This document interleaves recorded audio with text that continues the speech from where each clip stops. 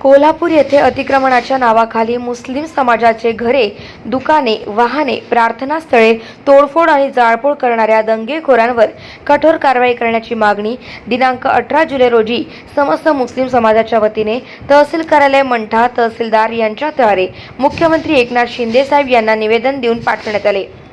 तसेच Mantha police Thane police निरीक्षक साहेब आणि मंठा परतूर विधानसभेचे आमदार बबनरावजी लोणीकर साहेब यांनाही निवेदन दिले आहे। या निवेदनात 14 जुलै 2024 रोजी गजापूर जिल्हा कोल्हापूर येथे झालेल्या जातीय हिंसाचाराच्या घटनेवर कठोर कारवाईची मागणी करण्यात आली आहे। निवेदनानुसार हिंदुत्ववादी संघटनांनी विशाळ गडावरील अतिक्रमणाविरोधात मोर्चाचे आयोजन केले होते।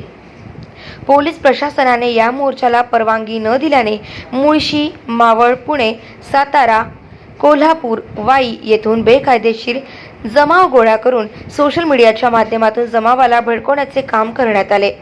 या जमावाने विशाळ गडावर तसेच 3 किलोमीटर अंतरावर असलेल्या मुस्लिम वस्ती आणि गजापूर गावात अल्पसंख्याक मुस्लिम समुदायाची घरे जाळणे, मशिदीत घुसून तोडफोड करणे, पवित्र कुराणे जाळणे, महिलांवर विनयभंगाचा प्रयत्न करणे, दुचाकी आणि चारचाकी वाहने जाळणे, मौल्यवान वस्तू चोरणे आणि प्रार्थनास्थळे तोडफोड करणे यासारखी गंभीर बेकायदेशीर कृत्य केली आहे।